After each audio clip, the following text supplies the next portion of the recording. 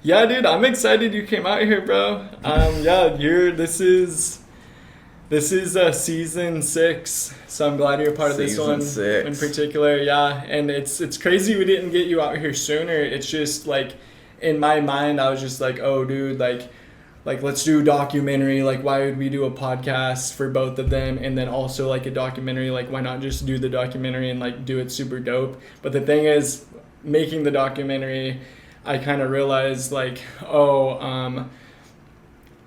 you guys need a podcast too, you know? And like, I was just like, bro, like Lucas came on already, like we smacked that. He and then, told me a little bit about it. Yeah. He said you came in hot with the question on him. Yeah, oh really? Okay, we'll find out what that question was. He said you came out the gate with a gnarly question or something. Okay. The thing is, he killed it, so that like probably just went right over my head. He was just doing his thing. He was just talking like nonchalant, like chill as fuck. Yeah. Yeah, dude, I'm glad that you came out. I'm figuring out like how I want to go about this. Like if I want to start with just like my one and only question that I like wanted to ask you. Is this a clean cup? Yeah, that's clean. Should I is it fine to show? You can do whatever you want, bro. Yeah. Is it fine to show the Miller Lite? Yeah, I was originally told that was an issue, but I think it's chilling now. Oh. Yeah. Because I don't mind drinking out of here. Oh, dude, yeah. If you like a mug, go with the mug. We'll go with it. That way nobody knows what's going on here. Yeah, okay. Nice. Keep it discreet.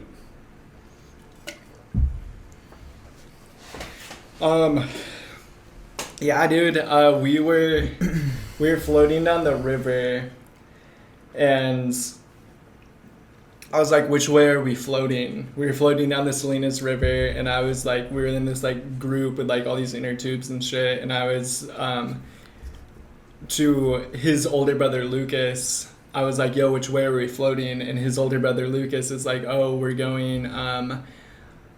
floating north.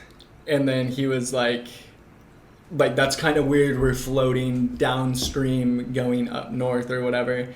And then I was like, no, that's only weird in the second dimension, you know what I mean? And then I was like some shit like, oh no, like we're in like the third dimension, so like that's totally possible. And then it was like something happened, and then Oscar was like, yeah, like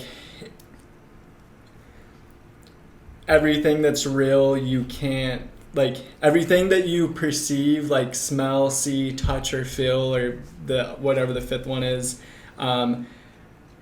that's like not real or some shit like that. And then I was like, really?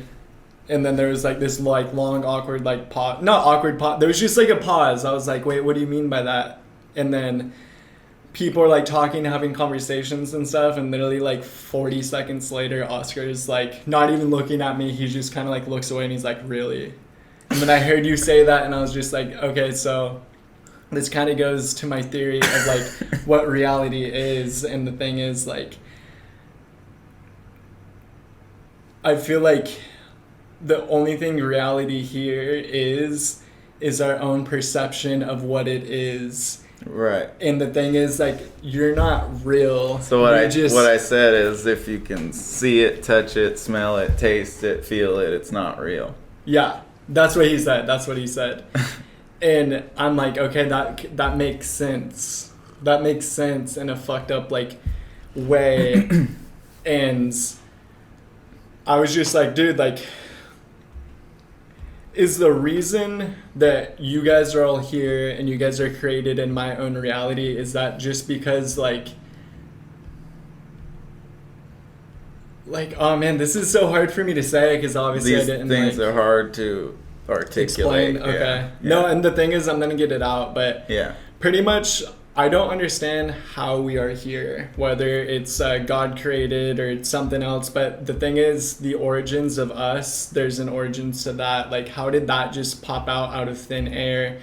And then my theory, as of like, recently, like a year or two, I've just been like, oh dude, like what if none of this is like real, none of this even matters? It's just the only reason why this is all here for me, or this is all here for you, or this is all here for anybody watching, is because the slight chance of a coincidence of like a reality being created. Like that's the only, like I'm not real. You're making me up in your brain to like perceive me, and same thing, like vice versa, you know, like that's completely a theory, and like I'm controlling how you talk right now. Well, think about, think about this, like think about like a different animal and think about how, for example, if you think about, there's like butterflies, they have like a wider spectrum of they can see more colors than we can. And then like bats and stuff can like basically see in the dark with the sound and everything. And or like think of even like a fish underwater. It doesn't know it's in water.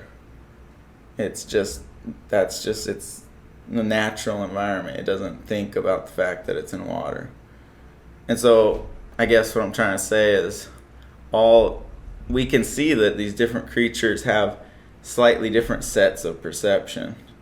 Like they and we're the same way. Like we can see, and we know we can see the visual spectrum from red, orange to violet through the rainbow, but that goes on this way and on this way, like because we have instruments that can see infrared, below red, and above violet, ultraviolet. And so it's like there's obviously a lot more going on that we can't perceive. I mean, we know that for a fact. We know that, like a dog's ears perk up and they hear something and we didn't hear it. So there's definitely whenever somebody knows something, they say, oh, I know this, I know that. It's like, how could you know? How could you know anything? Because our perception is limited, and there could be a tremendous amounts of things that, think about our phones. They're sending things through the air all the time. We don't see it. We don't experience it physically. We don't perceive it. We know it's happening and things come in and our phone lights up. But all those waves and signals and everything, we don't see any of that. Imagine if we could see that stuff. It'd be like a traffic jam in here. Yeah. And I don't know, I just think there's what we perceive is so little, that it's exciting because it's like there's so much more going on. It's just logical that there's so much more going on than what we can observe. Yeah, it's kind of trippy. Like the thing you're saying about the color span, for example, it goes all the way that way and all the way that way. Who knows what's going on? Yeah, and it's there. It's not like once it goes that way, it doesn't exist. It's right in front of us. It's just that we don't recognize it. Yeah.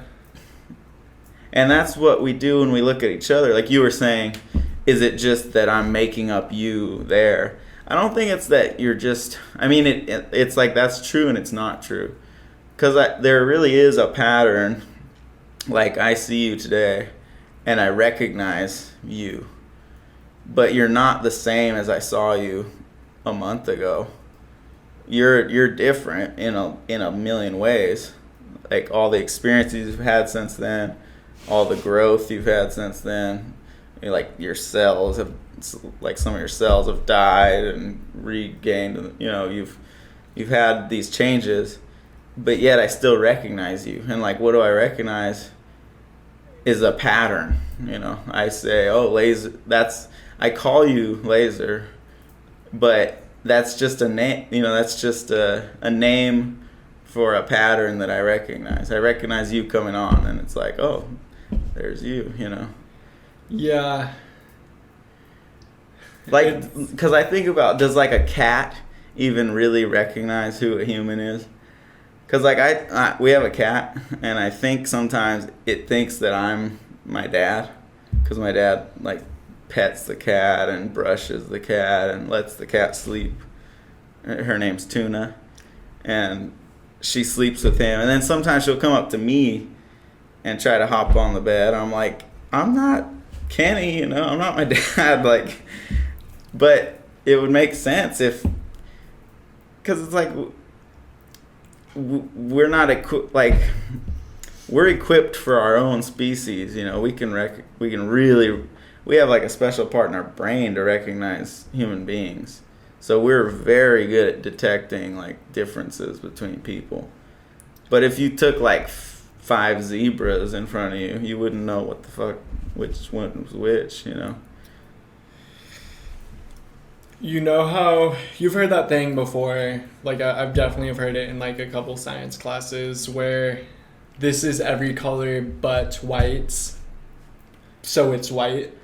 Right. You've heard of that, right? Yeah. Okay. So what it is that, yeah. So, well, with white, it's kind of different, because white is all of them. So all of the colors are reflecting back to your eye. Okay. And it appears white, and the white lights there. It's the same thing. But like this yellow green mug, every color but that, they're all being absorbed, and yellow green is being reflected. Yeah. And what if that is a knowledgeous, or whatever that word is? What if that's paired up with reality in a sense? Like, try and match those up together. Like, the reason reality exists and we can perceive, touch it, feel it, smell it, envision it, is because it's everything but that. Oh. You know what I mean? Compare that, like, fraction that out in your mind, you know what I mean? Like, because only this one piece is being reflected to us. Exactly. So everything else is absorbed. Yeah. I'm doing a podcast right now with Oscar. Everything but that right now is happening. That's why it's being reflected back in my brain. That's why so many people are like you've also, everyone here watching this has heard like, oh, like we only use like 20% of our brain or something. Yeah. What if that's unlocked in the other 80% or whatever they quote? You know what I mean? That's actually happening, and none of this is real. So you're saying there's like a spectrum of experiences that could be happening right now. Yeah. And this one's the only one. My brain is making this up. Your brain is making this up. You aren't real, but I'm saying you are real. I'm experiencing this in my brain right now. Or they're all real, and it's just this is the one that's being reflected. This is the one that's like they're all happening. You've met Alexander, tall blonde guy. He's been on the podcast before. Shout out him and shout out Sean. They both have been on before, and they're really big on that. They're like laser, like you aren't real right now. Like my brain is made you, and then I'm like, well, there's a lot of truth to that. Yeah, I think. When you go like, I mean, that's true. That's definitely true. But it's also true that, I mean, we do make you up. We do make up what we do perceive in a certain way that's specific to our species, specific to our experiences. But I guess who's to say that isn't? Well, when you get to the word real, it's kind of tricky. It's like, well, it's like whatever you want to call real. Yeah. But this exact conversation right now, this is my only explanation that I can process in my brain as to why we are here right now. That'd be dope if there was a God and we die and we like go somewhere afterwards. Like there's something like that. I don't know if exactly it's called heaven, but there's definitely like another form of energy out there when somebody passes away. For example, like I believe in that 1000%. But like how, like the origins of how we got here, like Earth, the space, the galaxy, like it doesn't make sense how it just popped out of thin air. Like, that to me, that makes zero sense, because the thing is, how the fuck did that happen? And if you said, oh, like the Big Bang or whatever, okay, well, how the fuck did that happen? Yeah. That makes absolutely zero sense. That's why I kind of like this theory about reality, to where none of this even happened. None of this is even real. The only reason it is real in my brain, in your brain, in your brain, the only reason why it's real is because everything in the universe is not happening. That's why it happened, if that makes sense. The same thing with the color. Like, the plants are green because it's every color but green. Mm-hmm. I don't know, that's just kind of like my like go-to thing sometimes. Yeah. And like, from that day on the river, I was like, when Oscar comes on the question or the podcast, I'm bringing up that question. Yeah. That was the one thing that I even had for you. The rest from here, starting like after this conversation's over, this is all like fun free ball, which I love. Well, like, there's another. I want to bring up another. There's what is it called? Let me think for a second. There's like a theory or an idea that I want to share with you, because I think you'll like it. And it's called, it's easiest to understand by saying the world as a drama. So like Christianity and Judaism and stuff, there's like, this comes from a guy named Alan Watts, but that's like the ceramic myth, where it's like the God made made everything, and I mean, they say in the Bible like that he made humans out of like clay, basically. But so that's like the ceramic myth, and then there's the fully automatic myth, which is kind of like modern science, where they talk about like the Big Bang, and it's all just this random accident, and it's automatic, and it's predictable, and it's like billiard balls, like there's just everything, and just has a consequence, and that leads to the next thing. And most of our culture is because of our nurture and our nature, and there's like no free will kind of thing. That's like the fully automatic. That's how I think most people truly think of the world. I don't like that. I don't either. I don't like that. But I really think that when people, I think it's one of the most common ways people think of the world right now.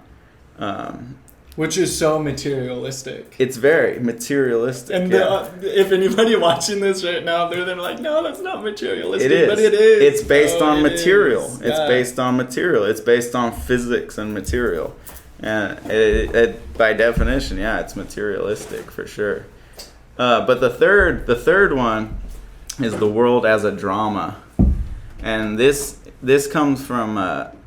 this idea is like the idea behind Hinduism, and I mean simplified, but so think about it like this: there's a God, right? And this God can it's like there's a God, but he can do anything, or she or whoever, but it's also it's so it can have anything it wants. So it what it does is it goes to sleep and has a dream, and it can control its dream, and it has the most like wonderful dream with all the paradise and pleasures you could ever want, and you have that dream, and then you wake up and say, God, that was a lot of fun. I want to do that again tomorrow night. And then so you do it again. And then, you do that for like years, because it's the best dream and it feels like real. and then but your dream is like a Okay, so sorry, I'm a little rusty on this, but you get to a point where you get kind of bored of that dream where everything's fun and good, and you say that was great, but now I want, after you had that dream like a million times, you say, now I want a little surprise in the dream, because that makes it exciting. And so then you have a little surprise, and then you say, oh, that was fun, but I want a little more surprise. I want like a lot of twists and turns and maybe a little conflict and trouble to overcome. And then you have that, and it's really fun, and you just keep going and going and making up these dreams and dreams until you get to like this life. This is like that ultimate dream where you don't know what's going to happen the next moment ahead. And so everything's a surprise. And there's these troubles and trials and hard parts and conflicts. But then there's like the triumph and the pleasure. And then there's the pain. And then there's coming back from that and enjoying life. And so it's like this constant. It's like, the idea is like the God is having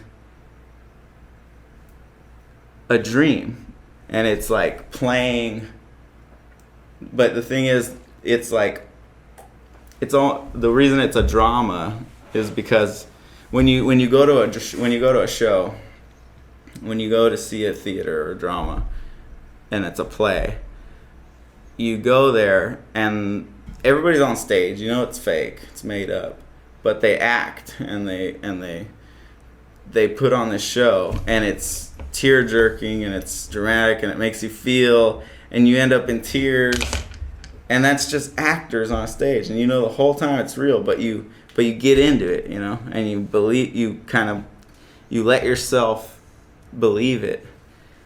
And so the idea is like, if an actor on stage can do that, what do you think, like, what can the cosmic actor do? Like, because it's basic, the idea of the world as a drama is like, the God is the God, but he's each of us too. Like, we're ourselves, but we're also all one, like, thing, and there's like the self with a small s, and then there's the capital S, which is like the eternal self. Yeah. And so we're acting like we're not God, but we are. So like we're forgetting that we're in a play. Like, when you have a dream, how does it how does this work? How do you have a dream where you're the actors, you're all the actors, you're the director, and you're the writer, the set design, you're doing all of that, and somehow you are surprised when something happens in your dream?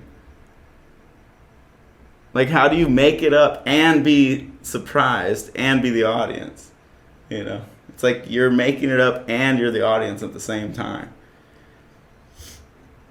No, that's cool. I like that. And so it's like, could that be also the way life is like, we're making it up, we're acting it out, but at the same time, it's like we're surprised when something happens, but really we're writing the script as well. Yeah, no, I definitely like that a lot more than the first one you said, talking about the ceramic pieces, and then a lot more than the second one where you're talking about the Big Bang. Like, no, bro, that I've never heard of the play thing before.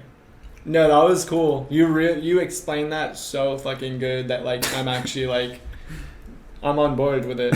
Right. And I'm not, you know what I mean? Like I liked it, man. That was really good stuff.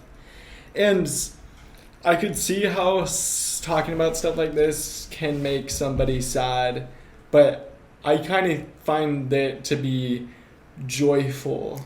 I think to me that one's like the happiest one. Yeah. Because it's like, it means that this is supposed to be enjoyed. This is for our entertainment. And we have to keep going. And that it's an art. Yeah. There's an art of life, you know. There is. There really is. And that's what I like about that one, is it tells you this is an art. This is a creative endeavor for all of us. Like, we're creating our life, and we're creating the meaning in it, you know. It's not something to be like found. Like, everybody's waiting to find their purpose, you know. So you don't find it, you have to make it, you know. You make it up. Dude, there's so much dope stuff about to start happening. There is. I promise you. There is so much dope I know stuff. when I hang with you that dope shit's gonna happen. No, bro, I'm not even joking. There's so much stuff right now that is like, it's everything's just like coming together, you know? Dude. For like a lot of like people Yeah. right now. I think it's because, I mean, you're that way. You're a creative person, and you surround yourself with creative, open people, and that's what happens. Is it starts building up. Yeah. It's like, yeah, when you get the right energies together, crazy it's good, shit. It's good shit. Yeah, it's for real. I want to do, because of the skit that got taken down yesterday. Yeah. I want to do a skit starting this month and like into next month, and we go like hard on it. Like we kill it, and I want there to be a big cast. And the premise of it is Hunter is a frat star. Okay. And we're like all a bunch of Frat boys. We're rushing his frat, and we're like 18 and shit, but it's gonna be fucking hilarious because like I want you in it, I want Lucas in it, I want Dre, I want Zach, I want Hunter for sure. There's a Johnny Teardrop. Like there's there's like 10 people that I want in it, and I think it's totally fucking possible. But it's just gonna be so fucked up and just so outlandish, and just like Hunter, it's gonna be like just disgusting looking, and he's gonna be like this like fucking like senior dude just bowling us and like having us drink like goat milk, which is like somebody's like breast milk and stuff, and he's gonna be like bowling us pretty much, and just going so like unnecessarily like overboard, and he's hazing. gonna be like hazing, and he's gonna be like, brothers, goats, like this is like our fucking night, and like sacrifice an animal or something. No, not that type of stuff. But he's gonna make people like fuck in the closet and stuff. And he's gonna be like, because people are gonna be like, no, like I don't want to do this, blah blah blah. And he's like, no, like you don't even know what you're talking about. Like my freshman year, like nobody could leave the house until one of us fucked the goat and stuff. And he's gonna be like, now go fuck your brother in the closet. Like it's gonna just be so unnecessarily disgusting. And I'm ready for it. And I want you and Lucas in it. I would love for you guys to be in it.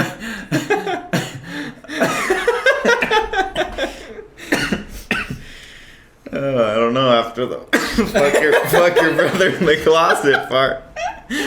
Well, you guys don't have to do that part, but like we're gonna get people to fucking do it, and like somebody ends up like dying in it, and like Hunter's like, oh, like oh, and then he's going to have a shirt sleeve. You know what part I busted up laughing about the video that you took down? What? When he was blowing through the tubes and the smoke went. Did you see Hunter? Dude, it was so funny. Did you see Hunter in it when he was, explaining it, and, like, the accent? Yeah. I thought I loved that part. I loved really that part good. so much. But yeah, some of those, oh man, when you were, we're gonna have to blow THC in every organ. Yeah. Oh, the fact that you actually showed it was so good with the tubes. Yeah. Yeah, that's what I was thinking. It's like, it'd be fun to get into some like special effects on some of these, you know. What do you mean by that? Some costumes, some I don't know, some prosthetics or something. Yeah, you're saying kind of just like up the ante. Like if somebody was gonna die, like kind of like do their fucking makeup like they look dead or something. Okay, I see what you're saying. The only thing that like turns me off from that is just like work Yeah. and money and Yeah. time. Like that's the only thing. I'd be down to try some shit like that. You're saying like put in the extra work and like really try and go like out for this. If there was something like that, that would be cool to do a special effect for. It'd be pretty fun. I'm thinking we're gonna have to like meet up here. Oh, and then Taj, obviously Taj, since he's living here now. But that'd be dope to like meet up here on like a Saturday night sometime, and like obviously all planned, and then just like go hard for 5 hours. Yeah. And maybe do that like I mean I don't know. We could maybe film it once. Yeah. Have it like scripted out kind of to the dot, like not like lines, but like every scene, and just so Pretty everyone figured just out. you know, and then like. Yeah, the people that need to go, like, we'll cut them out of the story earlier, and then at the end, it's just like 4 people left or like 5 people. Like, not every, like I don't know. There's a lot of like wiggle room and like stuff to play with. But speaking of like creative ideas and shit, dude, how's the place going, bro? I heard Frank's been coming over and shit. Frank came over and talked with us. Yeah, he gave us some insights on the business end of things. How's that like? What's that like? Well, we've been kind of trying to figure out how to do like accounting and shit, or like basically, he was telling us like we should get an intern to do accounting for us. So we've been thinking about reaching out to like the schools and stuff and seeing if any students wanted to do an internship with us. Reaching out to the colleges. Oh, like Cal Poly and Cuesta? Cuesta, Hancock, yeah, maybe Cal Poly. Dude, bro, that's so sick. I love how you said maybe Cal Poly. Cause no, dude, the thing is, you know where it's at, bro. Community college. Yeah, first. they're gonna be more eager to, you know, go for an opportunity that's like low paying or unpaid. Free. Yeah. Yeah. No. Yeah. Fuck yeah. So, yeah, so that's on the radar, and then, but yeah, otherwise it's going good. We had our first little kind of after hours thing the other night with Johnny Pickett. He was on tour. Who's that? It's a friend of mine, yeah. He was at your graduation thing. Yeah. Yeah. Yeah. I recognized him. Yeah. He's done the bonfire. So he just finished an album, and he's on tour right now. He started in Tijuana, and he's gonna go from Tijuana to Seattle. No. Hitting spots all along. That's fucking dope. So he's already done TJ, LA, and Oceano or SLO or whatever. That's so sick, bro. And so in LA I did his album artwork for this project, and I did like a bunch of drawings. And so on the LA show that we had on Friday, I hung all the drawings up on the wall, and then he performed. So it was like a exhibition / performance. It was pretty fun, and he had like 5 musicians up there with him, and he did the whole album, and it was sick. Is his real name Johnny Pickett? It is, yeah. Okay, because I was just thinking he'd be a good one to have on at some point. He grew up here. Dude, send him over. Yeah. You have his number. You have after my number. the tour or something. Yeah. Yeah. He just comes back like a completely different person. He's just like super like douchey. Just got like, groupies and shit. Yeah. He wears like nothing but fur. Like doesn't even wear like underwear or anything. He just like has fur after permanently free balling. Like things like platypus fur. Like from like up north and shit, like Seattle. Yeah. And like duck feathers. Like a whale skin wallet. Yeah.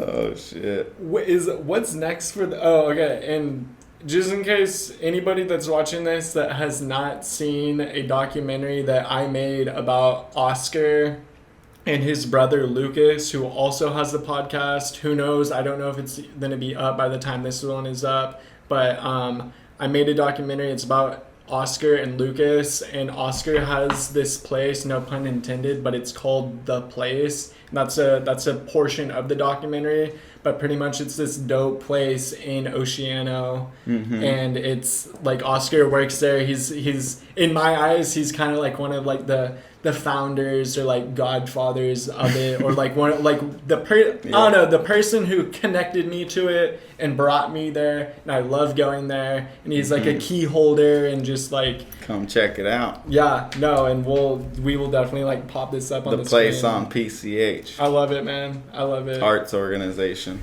What's next for that? What's next for the place? If anything. I mean, just kind of keep it rolling. Nothing in the immediate future. I think we're going to have an event like probably in about a month. We had to cancel an event during the summer because people got sick. But we were going to have an art show with some music and stuff from two of the resident artists from this summer that came up from LA. So we'll probably do that maybe early September. But other than that, we're just living, doing our thing. I'm trying to get in the studio and paint more, and I've got a project starting up right now. I'm gonna do another mural in Santa Maria. No. Yeah, and so I'm working on like some sketches and a proposal, and so that's my next kind of project. And then I'm just trying to paint when I can, and yeah. It's crazy because, like, a lot of people that are in business or have businesses or, like, that are kind of, like, in your guys' boat in terms of, like, being at a facility, having things that are there for sale to, like, make some sort of currency off of it. They're, like, you can kind of see, like, yeah, like, they love what they're doing, hopefully, and they're like also like trying to make that sort of currency from it. With you guys, I never get that vibe. Like, it doesn't feel like you guys are trying to make any sort of currency from it. That's why I'm like, oh, like what's next? Like you guys treat, and then this is that why it's so dope. You guys treat it like a hangout spot. Yeah, that's what it feels like to me. You know, like like. Yeah, we want it to have that. You know, we want to basically. I don't know. I don't know. It's so weird because we just didn't have. It's just been so organic. Like, we didn't have like a plan all along or anything. So it's just evolved naturally. And so, I mean, we just want to have a place to work. We want to have a place to make what we do, and then to share it and share that kind of vibe with other people. You know, arts and community and music and all that stuff. You know, there's a lack of that in this area, you know, in my opinion, and a lack of understanding and why that's important. You know, when you go into the city, if you go down to LA or whatever, they value that more. You know, if you go to New York, they value it even more. Community? The arts. Oh, okay. Yeah. And the arts community. I mean, it's like, I don't know, when you read in history books and you know, it's like there's two things they talk about. They talk about wars, and then they talk about like arts, you know. In books? In like history. When we talk about history, like the things we remember, like, you know, architecture and famous works of art, and then like wars and people who were, you know, killed, and like those are the things that last, it seems like to me. It's like but I don't know. I mean, we just want to make a cool spot, and but you know, we did the documentary about that. We've got a lot of talk about that. But yeah, things are going good, and definitely come by and check us out. And I'll be there painting in the studio, and yeah, hopefully we'll have some more residents soon. Last question about the place. What's like, could you do something ever to where you in particular are working with other humans and they're paying you for some sort of service, and that's like, that becomes like your self-employed job where you're making a sustainable amount of money to like live off of and like do what you love and like investing in your future at the same time. Like, is that a possibility where you're working with a group of people for, I don't know, 4 weeks at a time or 6 months at a time or 1 year at a time, and you're like, they're giving you some sort of currency, whether it's money or work or labor, I don't know, but they're giving you some sort of thing, and you're doing something special with it in that community of South County SLO. Like, that's what I can see you doing. I just don't know what it's going to be yet, bro, because you do, like, you work so well with people and the community and just like sharing and creating and loving. And I don't know, dude, I see something else also, like I see some other sort of potential where like you add, like, you, whenever you describe the place, you say like 5 different elements. You talk about like the artwork and the residency program and all the plants and the like the cool stuff going on and the concerts and shit. What if you added like another element where you're like, oh, and also Oscar is in charge of this aspects where he's working with people 3 days a week for 8 hours a day, and you're like helping them in some sort of way. Again, I have no idea, but I just like feel this. Yeah. No, I wonder the same thing. Like, is there a way to make this? Yeah, is there a way to make a little bit of, like, because we make a little bit of money, but is there a way to get paid and do this good thing, you know, and have it all work out, and that's something. I mean, it would be fun to figure out. One thing that we've done a little bit of, but not enough, is like classes and workshops and stuff. Dude, that's what I was fucking just gonna say. I was like, dude, something with education. Yeah. And you are the fucking teacher. Dude, that's what you have to do, bro. Like, seriously. You, like, you're teaching somebody stuff about education or, like, some type of class, and you have students. Yeah. I don't know, bro. Like, no, that's definitely an option. That's definitely a way to that's something to include for sure.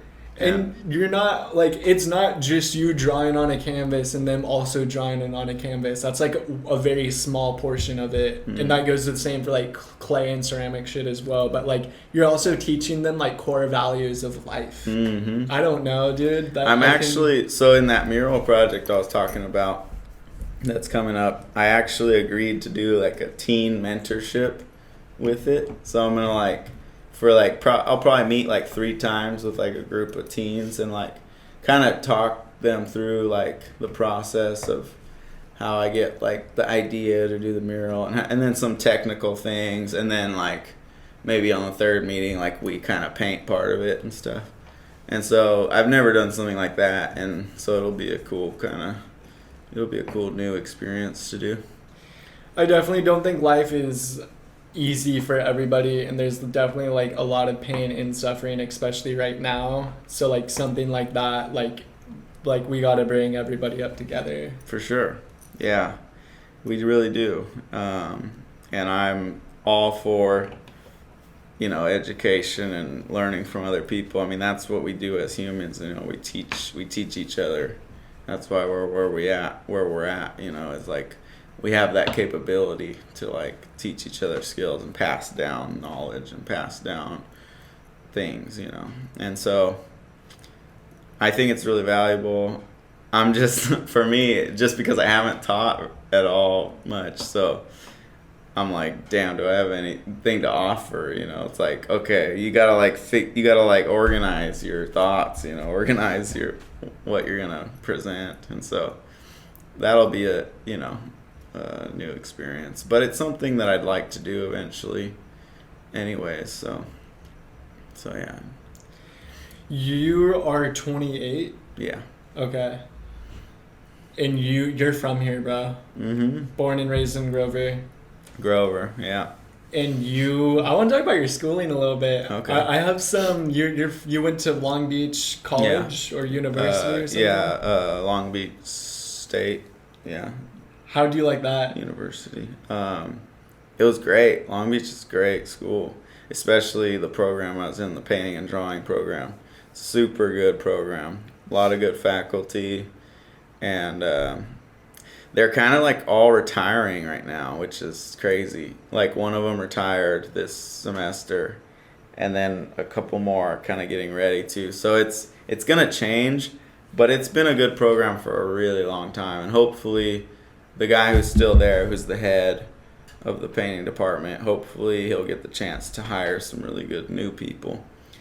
But it was great, and Long Beach as a city is a really cool place to be as well, because you're there, you're down, and you're right near LA, and you're right next to the beach, but it's a different vibe than LA. It's like its own thing. So I loved it. I was there like 3 years, and it was great. I really enjoyed it. I didn't know, because coming from here, I didn't know if I'd like a bigger city, but I totally dug it. And I think part of it is because, and I've been trying to go down to LA like once a month now, just to go to like art openings and go see friends and stuff. Because what's down there for me that is like peers who are like painting and stuff, like people my age who are doing the same thing I'm doing. There's not as much of that up here. And so it's really good to stay. Whatever you're doing, like I would recommend, I mean, you already do this, but like whatever you enjoy doing, like you should find people your age who do the same thing and hang with them, because it'll just make you want to do it more, and it'll just make you more invested in whatever your favorite thing is. For me, it makes sense. So say you're going to school or like a university, a college or whatever, Mm-hmm. and your major is going to be like math related. Like it makes sense. Like you go in, you take a test, you run the Scantron through the computer, where somebody just hand grades it or whatever. And it's like, okay, like we're gonna give them a grade because the answers were like A, B, D, C, B, A, D, B, B, B. And then just comes up like, okay, you did wrong, right or wrong. Yeah, and you got 20 out of 20. Like you bubbled in the correct answers. Like this is your grade. You got your math degree. Yeah. You know what I mean? Like that's how that shit works for the most part. Yeah.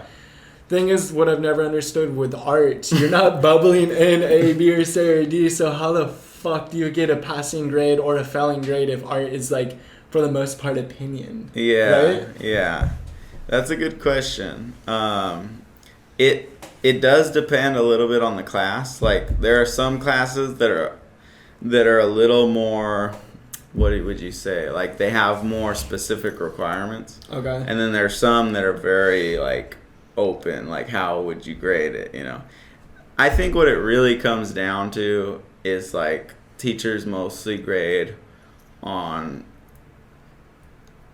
I mean they grade partially on like how well you do, but a lot of it I think is based on effort as well. Like they just know like if you're putting, and the time as well.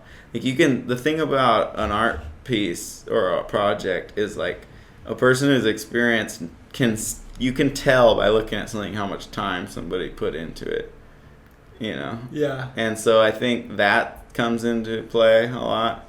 And then skill comes into play. I mean, if you're really talented, you can kind of skate by sometimes and, spend less time on something and then, following directions and that type of shit in like the more entry level courses. And then, but yeah, it's one of those things where, well, I think in these kind of degrees where it's not like right, wrong, you can get a degree. Like lots of people can get a degree in art. It's not like you have to. It would be hard to flunk out of an art program. Really? Like, I mean, unless you just didn't do the work. Yeah. But the thing is, when you get out and you have the degree, it doesn't mean shit, really. Like, if you fucked around and you didn't learn anything and you didn't work hard and you didn't gain skills and you didn't get a good portfolio, you're just fucked. Like, it's not like you can get this, like, two people can get the same degree, and that doesn't mean they're equally qualified to. Another thing is, like, in the arts, you don't go and show your degree and apply for a job. Yeah. Like, there's no path. There's no, like, one way. That's what's crazy is, like, there's a lot of different things you can do. And so it's interesting to talk to alumni from art programs because everybody's doing something different. Whereas, like, you know, if it was like an engineering program or something, there would be a lot of people who had jobs at major places that did engineering stuff, and they would, you know, they probably applied to the job and got the job, and then they worked that job. But in the arts, you kind of have to, like, carve out your own path, because there's no place where you go and apply, and then the only one thing like that is teaching. Is like, that's the only, like secure job in the arts. Teaching. Being an art teacher. Yeah. Okay. But even that now is like, there's less and less positions, and it's harder and harder to get, like, a good, you know, like a higher level art teaching job. So you really have to be creative and make up and work really fucking hard. Like, if you don't work hard, you can get a degree, but you're never going to make it in the art world if you don't work hard, because you just have to work your ass off. You just, like, have to practice, and you have to make a lot of work, and you have to get out there, and it's not easy. Like, older people who have made it and who are still in the game and still do it, I mean, they've worked so much, they could have done anything. They could have been a fucking brain surgeon, you know, like, the amount they've spent, they have hours doing what they do. It's just that that's what they're fascinated with, you know, and that's what their passion is. So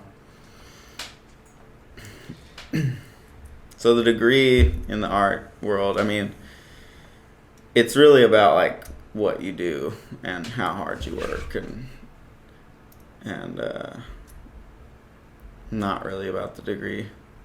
But it's you know, Long Beach was a great school, and I have no regrets. I mean, I learned a ton, and I met a lot of great people and a lot of great artists, and made good relationships with the faculty. They probably liked you, huh? I think so, for the most part, yeah. Did the faculty ever invite you to do things outside of class? Yeah. No, like what? Well, just recently I actually visited one at their studio, but one of the first things that ever happened was pretty funny, because, like, I won't name any names, but one of the faculty, two of the faculty, they organized kind of like a field trip for the painting and drawing program for the graduating class. Like, in the people in the final year, it's called, like, CAPS. And so there's probably 10 or 15, like, there's probably like 15 people and they were doing some studio visits with two of the teachers, and then the later one was kind of in the evening, and it was at one of the teachers' house and studio, and so, like, the whole class was there, and people kept asking him, like, you know, what should we bring? Can we bring, like, and then he was like, oh, bring some pizza or something, and people were like, can we bring, like, some beers or some booze or something? And then he was like, sure, you know, bring whatever. And so, like, it was kind of like a rowdy year, like, that group of people who were graduating, they were kind of like, class? It wasn't my class, it was before mine, but I went with him. And so we get to the guy's house, and he shows us around, and it's a super cool spot. It's in San Pedro, and it's like this it's kind of like a big, almost like a little like warehouse, like the way it is. But then there's like a loft where he lives, and his studio's in the downstairs. And he's got like a ping pong table, and like it's a dope little like spot. He's got some like mid-century modern furniture, but people just start rolling in, like different classmates, and people are bringing like 30 racks in. And we start like, we're just having fun. We're just hanging out and playing ping pong and eating and drinking and kept talking. And after he kind of showed us his paintings in his studio, we were just chilling. But people then start getting drunk, and like it started getting like not rowdy, but you know, people were getting buzzed and drunk and stuff. And we're at our teacher's house, you know, and then you could tell at a certain point he started getting a little like uncomfortable, like nervous, you know? Really? Yeah, because he was. I think he just was like kind of starting to clean up. Like he was trying to give signals that like it was kind of wrapping up. Okay. But everybody like was pretty buzzed and like having a good time, so like they weren't picking up on those cues. You saw it? Yeah. Oh shit. But I was, and so I was like, I started kind of cleaning up, and I was like, all right, we should probably wrap it up. But then one of these chicks was like really, really faded, and she was like, she didn't want to leave. Because it was like a drive home, and she was like, I'm too drunk, I can't go, like, I'm gonna stay. And I'm like, I'm gonna ask him if I can stay the night. And then she was like planning to like, she was trying to fuck him. How old is the teacher? Like, probably like age range. Like, I'd say like 40s or 50s. Okay. And so she, so yeah, she was like, and then there was this other girl who was like, you're not fucking staying here. Like, she was like this kind of like, she was like kind of like Chicana, like kind of badass Mexican chick. And she was like, you're not fucking staying here. And they're like arguing outside. And she's like, if you I'm about to kick your ass, because she was just like being stupid, you know? She was just like, because it's just dumb. Like, dude, we're all about to graduate. You're not trying to like, you could ruin this dude's career, you know, trying to do some shit like that. And so the one girl's like, you know, threatening her, and then she's like, just, you know, go ahead, like, beat me up, you know. I don't know. It was just drama, and it was a memorable moment, because I don't know if that guy will ever like have a class at his house again after that, because it was kind of a shit show at the end there. Did she stay? Someone drove her home? I think something. I don't know. I left, but Damn. I think somebody drove her home. Okay. How old was she? She was probably like 25. Okay, so 24. she was let it happen, I guess. I mean, she's old enough for sure. Yeah. Mid-20s. But the other people in the class were not having it, because she was kind of just weirdo. She kind of was crazy. Was she attractive at all? Yeah. Okay. So you guys... So this sounds like a mature class of people. Yeah. Because... Mature, but into like... but also like kind of wanting to have a good time. Got it. Because that takes a mature group of people to be like, we're not going to let this happen. Because, I would have let it happen because I'm not mature, bro. I'd be like, fuck each other. Because in my eyes, that just adds to, the funnier story. Yeah, I mean, I wasn't the one, pulling. It was mostly between those two chicks. It was, one was like, no, you're not fucking doing this. You know? This is immature. This is ridiculous. This is unclassy. You're not going to potentially get this guy fired for having him fuck a student. Exactly. Okay. And I think she was the main voice, and she was like, no, this ain't happening. And that takes a really mature person to do that. Yeah. For real, it really does. Yeah, for sure. And I noticed in that story you said that he was setting this up for his graduating class. You weren't graduating yet? Why did you get to come? I was in a class of his, and he invited. Yeah, he said you can come. Yeah. That's sick. And then you guys went on a field trip before, after, during? Yeah, so it was just a kind of a trip to 2 of the teachers' studios. So it was one was first, this other lady, and then his was second. So his was like in the evening, and so that's why it went into the night and became like a little party. You guys weren't going to fucking what's a place called that has like lots of artwork, like Washington D.C. Like you guys weren't going on like a field trip. Going to the Getty or something. Yeah. No. But we did that kind of stuff too, gallery visits and stuff sometimes. I was about to go on like a New York trip with that class, but COVID hit. Because there's an annual, that's one of the cool things that Long Beach painting program has, is they do an annual trip with a group of painters to New York and visit like artists in their studios in New York and stuff. Dude, it'd be fucking hilarious. Actually, I'll tell you, I have some more school questions for you. Okay. Okay, so you went to Long Beach, you graduated from Long Beach in 3 years. What was like the experience like? Like, what are your daily rituals and habits that you were doing? Like, you would wake up, you had class every day, you would wake up, do your own thing, you had class 2 days a week, 3 days a week. Like, how were your days like? How were your nights like? What people were you associating yourself around? Like, what were you doing? Was it a heavy workload? Mm-hmm. Homework projects? Did you get Fs? Did you get As? Yeah, so I moved down there in like beginning of 2018, I think, and I moved down there with my girlfriend at the time, and we lived together, and that was my first time like living with a girl, and so that was like a whole new experience, and then living in a different city was a whole new experience, and then starting that program was a new experience, and so it was like, it's all very memorable for me because it was just a big change.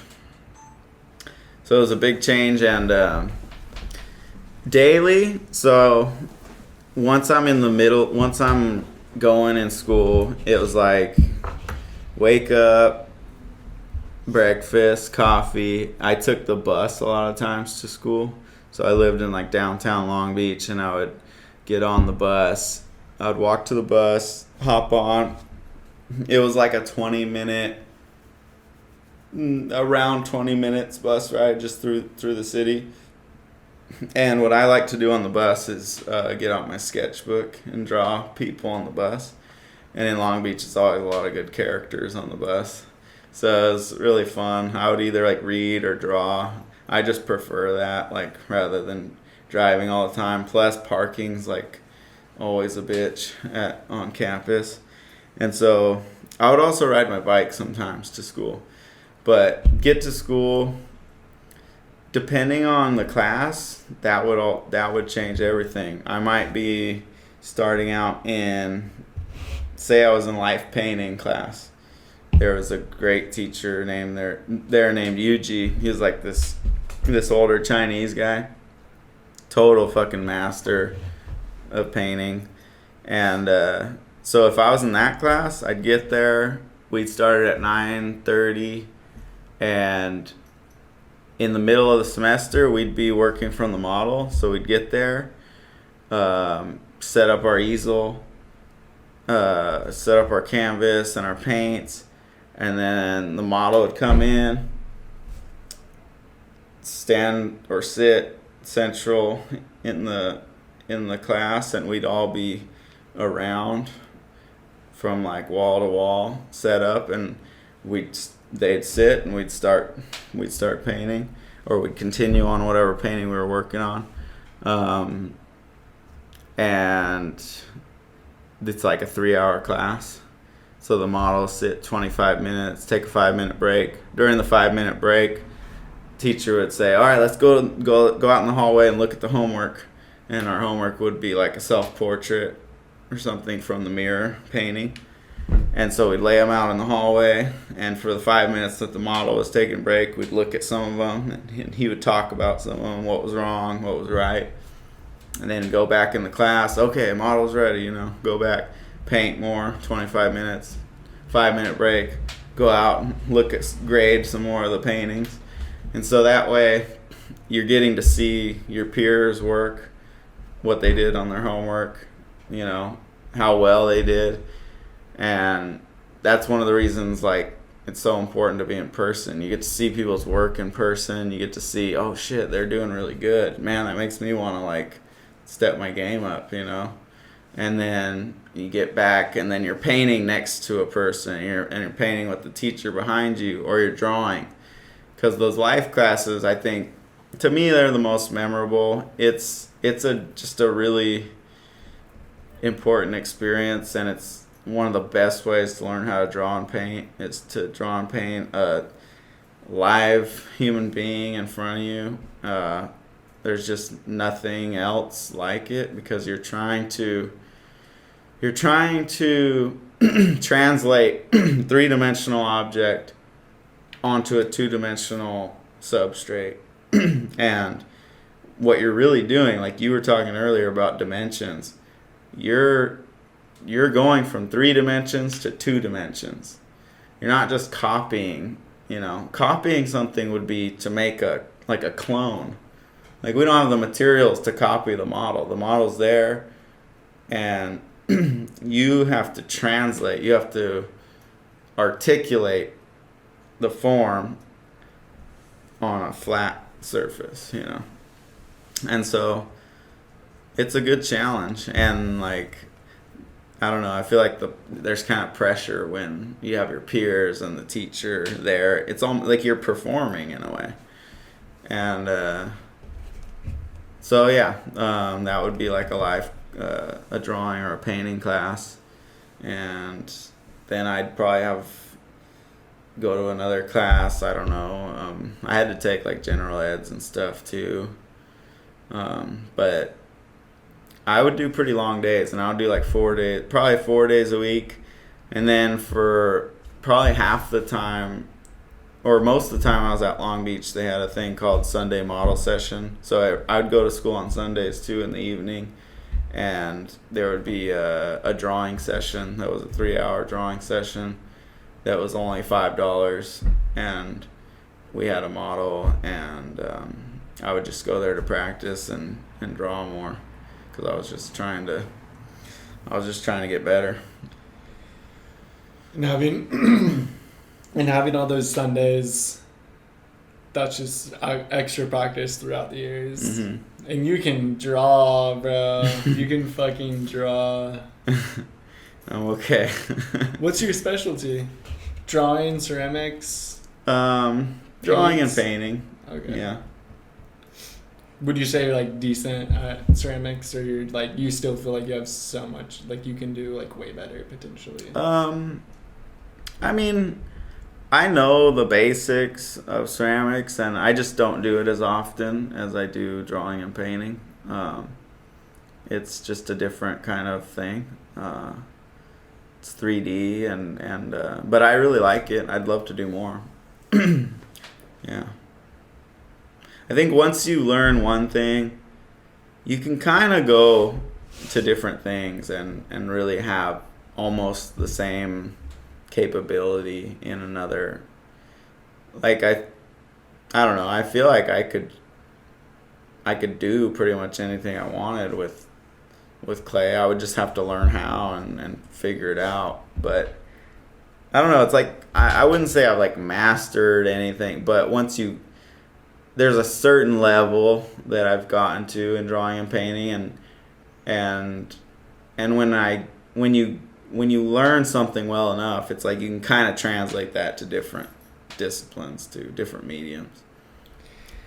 I remember when I was super young, like 10 years old or some shit, like being invited a couple times to go see like a museum or like an like art display places, Mhm. and I'd be like, fuck no, I will never be into that. Oh, like that just sounds like Yeah. regurgitatingly disgusting. You know Yeah. what I mean?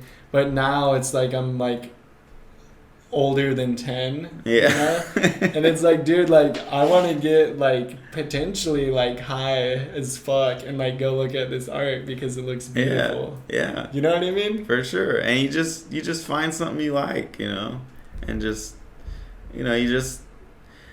Well, I think what helps too when you're looking at work is you look at it and think. I don't know. I like to think like, how would I make that? Like where would you start? You know, or like, I don't know. When you think about the fact that a person made the stuff, it kind of changes. You know, changes your mind. You're like, how the hell did they do that? You know, when you just look at it and it's anonymous. I don't know.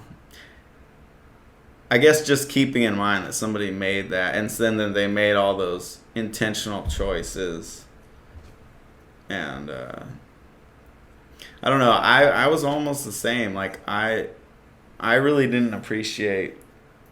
I feel like even very recently, like now I go to the museums and I appreciate paintings a lot more.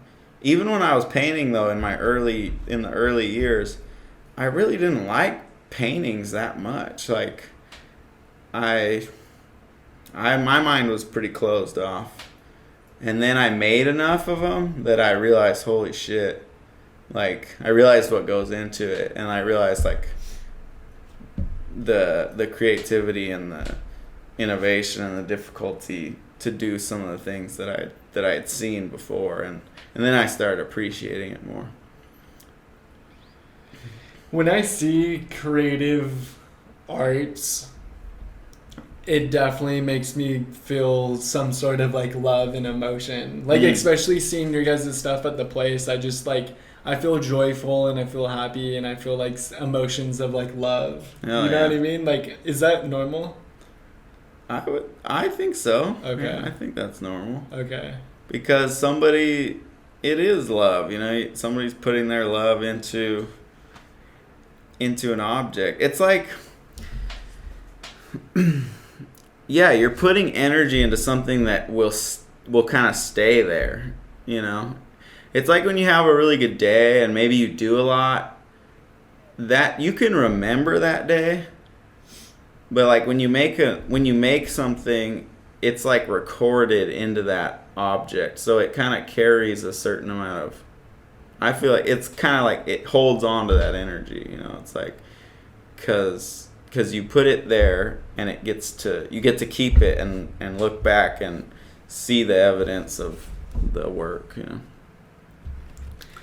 Dude, it's and I'm down. Let's take an intermission in like a few minutes if that's chill, and then like we'll come back and like we'll finish the rest. Sounds good. I was just imagining like how I kept thinking like I wonder what laser would be like in like a drawing class with like a live nude model right in front, you know, and just. I'm just not good at drawing. I'm better at other creative things. Yeah. I'm not a drawer, like someone to like hold something with like a material on it and like draw it. Yeah. Like I can't do the transcription thing. Yeah. It's just not in my like DNA. For sure. No pun intended. No, you have your own skill set and your own passions. That's great. That's what I love. It's like I love that you're in tune with that. Because you're doing your thing, you know. You're finding the shit you like to do.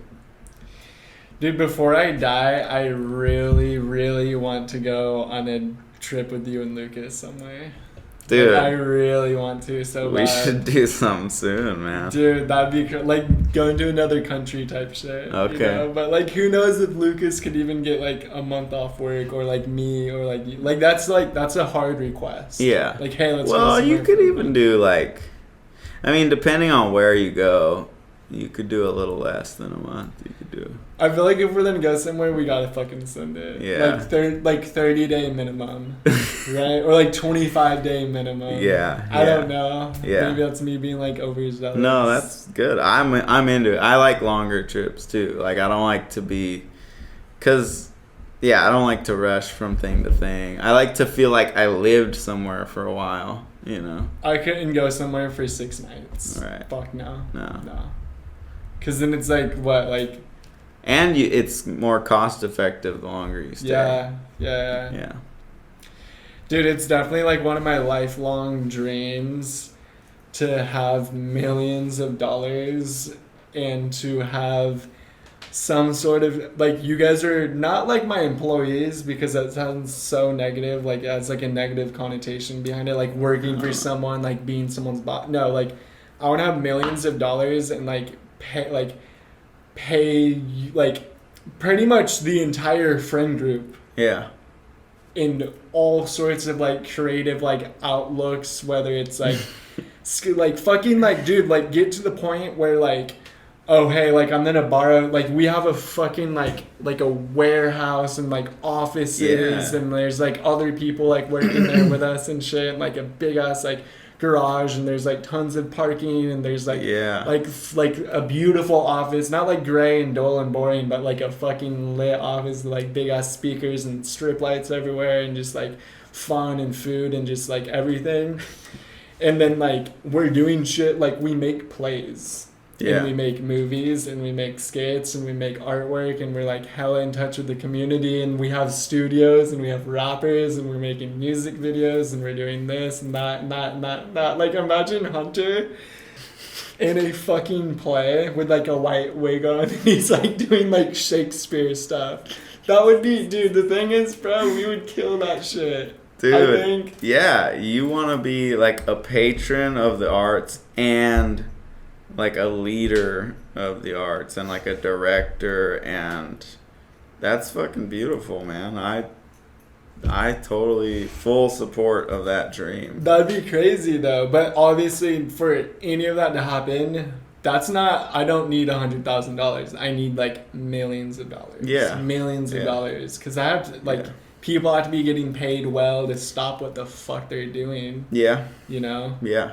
Like that takes a lot of money, and it takes not only just like starting with that amount of money, it's like that amount of money plus more money coming in because we're gonna be spending money, you know. And but there are other people out there too who want the same things and who actually give money to those kind of causes as well, like creative.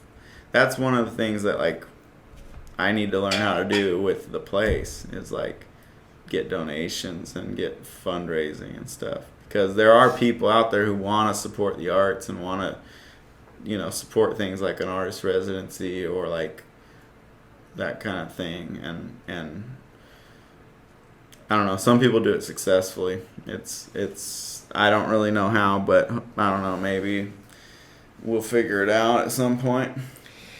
If we don't get to that point, we did not live our life correctly. So we have to do it so we can live our life correctly. We just gotta keep going, dude. You just gotta stick with it. And then just right before we take a little intermission, so when I'm like putting this video out there for like the description and shit, you're not the founder of the place. Are you like a co-founder? Like, what would your title be? I'd say co-founder is good. Okay. Yeah. All right, let's take a little piss break, bro. Yeah. I really feel like this podcast has been so therapeutic. Just this one in particular, or all of them? No, this one in particular. Oh. For sure, dude. I feel like some people may or may not. I don't know. Maybe I'm getting this wrong, but like, who knows? There could be some people like. Is that thing on? Yeah. There could be some people like cleaning up their house with this like on in their earphones. Yeah. Like, dude, it's been like a lot of art talk and like creative thinking. We should give them some like, you know, like relax. You're doing great. You know. Keep at it. Keep cleaning that house. Yeah. Keep cleaning it. Hey, and the thing is, you guys need to stretch right now if you're cleaning a house, because literally you can throw out your back, like cleaning the like hard to reach or like the low spaces. Treat it like a prayer. Cleaning a house. Yeah. Say thank you. Yeah. Because even when it sucks, that's what I learned is when you're doing something and you don't want to do it, you say thank you. Okay. Say thank you. Thank you. I'm glad I get to do this. You know, I'm lucky to be cleaning my house because that makes it nice. And I have a place to clean. Tend to your garden. That's important.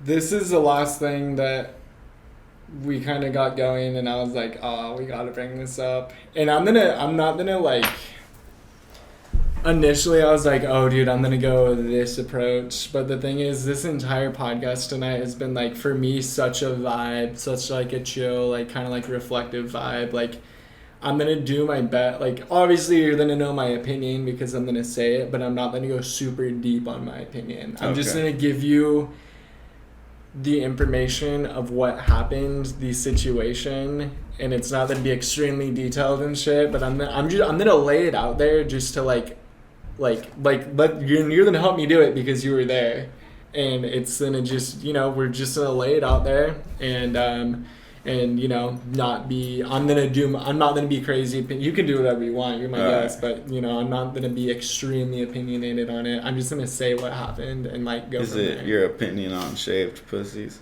No. Oh. No. I think that was a different podcast. But we went to you came to Dirty Dungeon 4, the Return of the Dungeon, and we went to Big Sur. Oh yeah.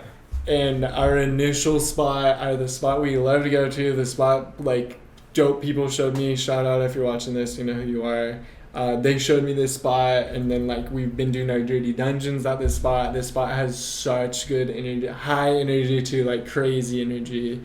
And we went to the places and like they were closed off, and then we went to backup places and all those places were closed off, and then we went to other people that came on the trip, their backup places, and like it just seemed and felt like the entire coastline was shut down, and there were people had drilled giant holes into the ground with cement and like put up poles with gates and like these giant padlocks on it, and like we couldn't take our cars anywhere, and like just the entire like coastline of like Big Sur and shit was shut down. And again, like I'm not even here to debate with people like their reasons or like why it happened and stuff, but at the end of the day, I kind of felt like someone's gerbil in a cage, and it was more of like, damn, like we're getting to the point where it's something or someone can snap their fingers, and next thing you know, our trip doesn't happen. And yeah, playing devil's advocate, look how selfish we look.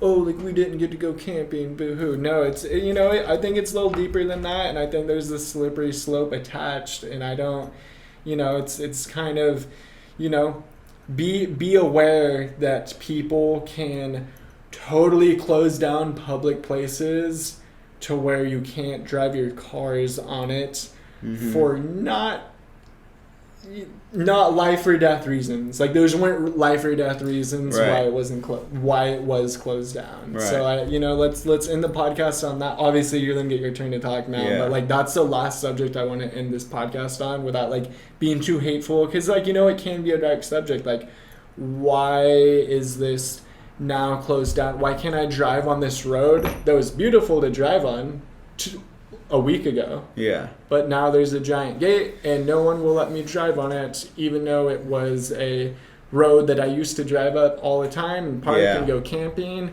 and there's these giant beautiful spots for a ton of people to go on. Dude, I've been thinking about that a lot recently, actually. It's crazy because it came up for sure on that trip, and I was thinking about it, and as we were driving where we ended up going, Soda Lake, as we were driving over there, and we were driving across from what was it, like Paso through up above. We were in those hills in like Santa Margarita up above Morro Bay, and it was beautiful. And remember that part where we could see Morro Rock from like up on those like green grassy hills? I don't know, I think I pointed it out, but it was crazy. And I was just looking at all that land and thinking about the fact that, yeah, that 20, 30 people can't, all that land, so much open space, and people can't go and, you know, have a party, drink, you know, camp out, because it's all private, you know, it's all private. And I've been thinking about it a lot because I've been driving around, and just recently I've been looking for like the perfect oak tree because I'm thinking about painting one, and I'll drive down these roads, and I've just been noticing it's just fences on both sides of the roads everywhere I go.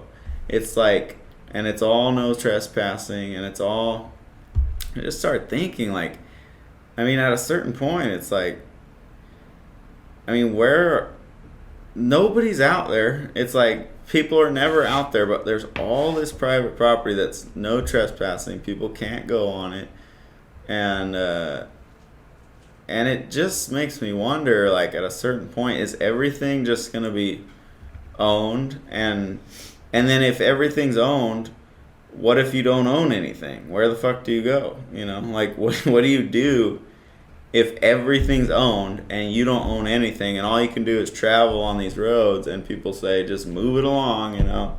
Like, like what? There needs to be public spaces, like, for sure. I think it's really, really important. There should be open spaces, public spaces, for people to walk, for people to hang out, for people to do what they want. And I don't know, that's just I think it's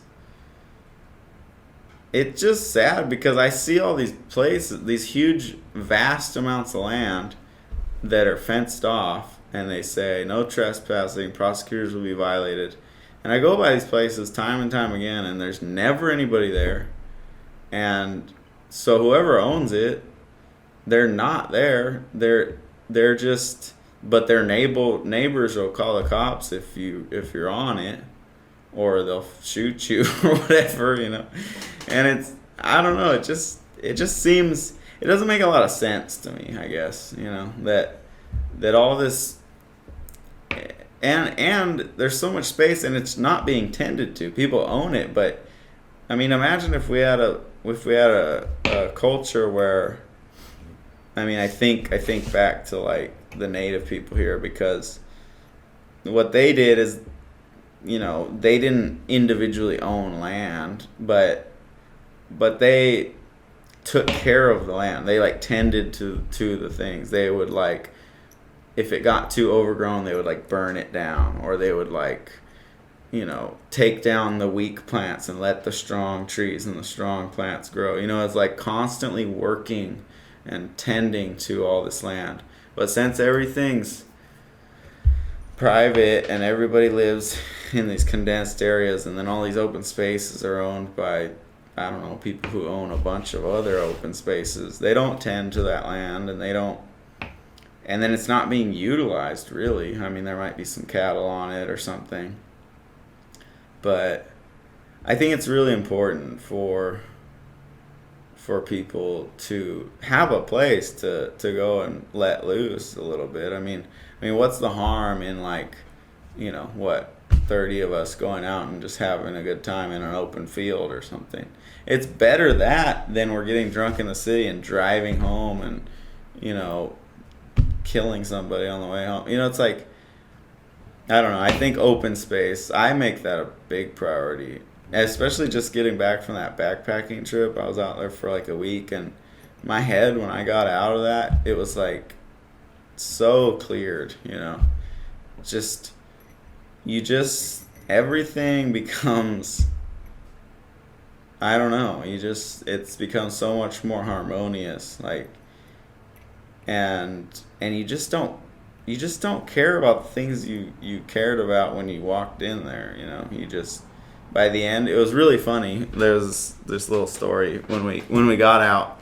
We always get out and we have like a nice meal at a restaurant or something, or get some burgers or whatever. And so we hiked out, and after like 6 days being in the mountains, we get out and we're in this little town called Bridgeport, and we go to this inn where it's a nice restaurant, and it's called the Bridgeport Inn.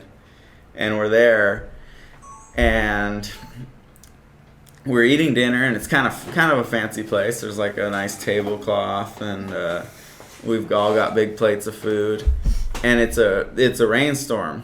It's raining outside, and there's some lightning, and we're like, we're all warm in the restaurant and stinky and dirty from camping for a week, and then the lights go out, the power goes out because of the storm.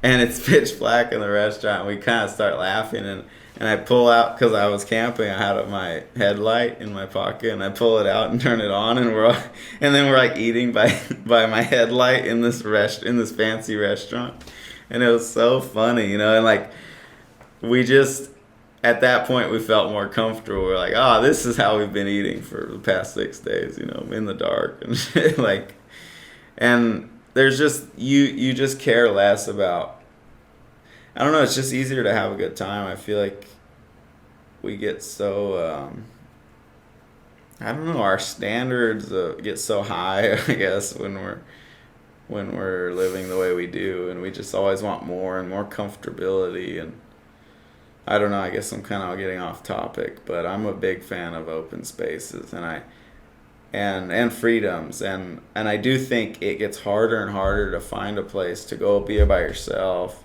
or be with a group of friends out just separated, just away from people, and that's, I don't know, it's sad to me.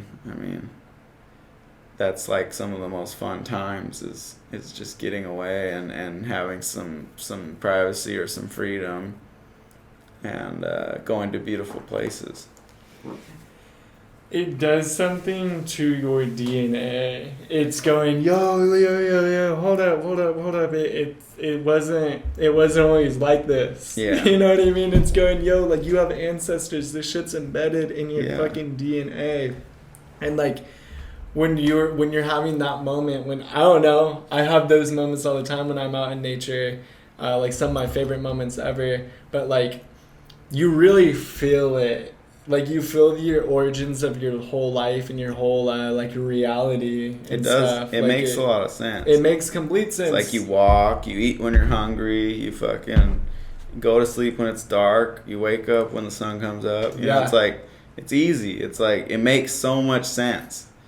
And there's entertainment, and you become creative. You find, you start, what do? You start singing, or you start dancing, or you start, fucking playing games or whatever. You like figure it out. One of my favorite moments ever,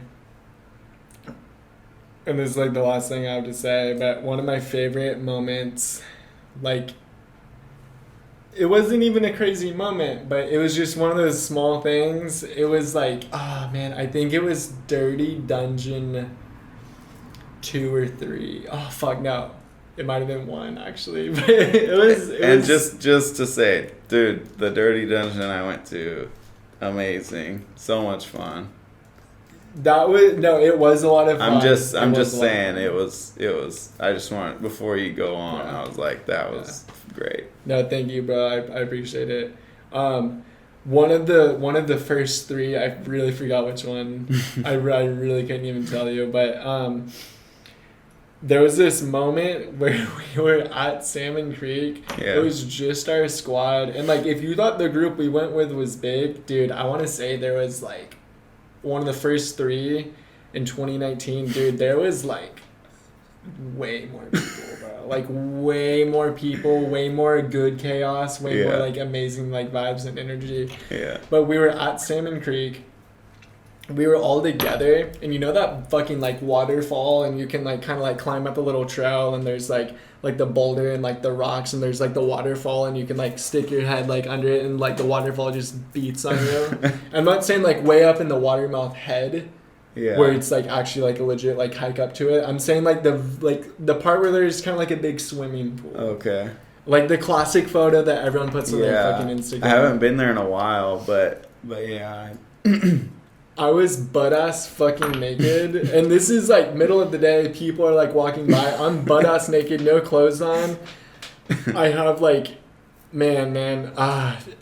I was like the waterfall was like flowing and shit, and I was just like so absorbed by the earth, and I could just like feel the moss everywhere, and just like the water, and just like my hands connected to these rocks and shit. And then there's like next to me there's kind of like people, and there's just like a giant like half circle of everybody, and there's like also like other like nudists there and shit, like us, you know what I mean? And then there's like people in like bikinis and people in board shorts, and there's people with like a shirt and board shorts on, or there's people like putting back on their clothes, but there's just like all these people, and I'm like fucking butt ass naked, and I'm at like the top, and then we just start fucking chanting dirty dungeon, and fucking the like everybody's doing it, and it just felt like we're in a fucking tribe from like 10,000 BC, bro. And like, no, for real, bro, like my chromosomes were doing something that they hadn't done before, bro. And I felt that shit in my fucking eyes and my stomach, and like the fuel and the energy, and everybody was doing it. And I'm butt ass naked with nothing on but like some dope jewelry that like a friend gave me, and like they were in that jewelry, and it was someone that I cared about, I still care about, and it was just different, and that's why nature is so important. Yeah. That being chanting, naked, bro. Being naked with the chanting, and everybody's fucking doing it with you, like and you're making singing eye or contact. chanting out there when you're out there. I've had the same experience with like singing or like dancing out there. It's like, or chanting or something, or doing something like that where you hear other voices, and it's like you're communicating through rhythm or through.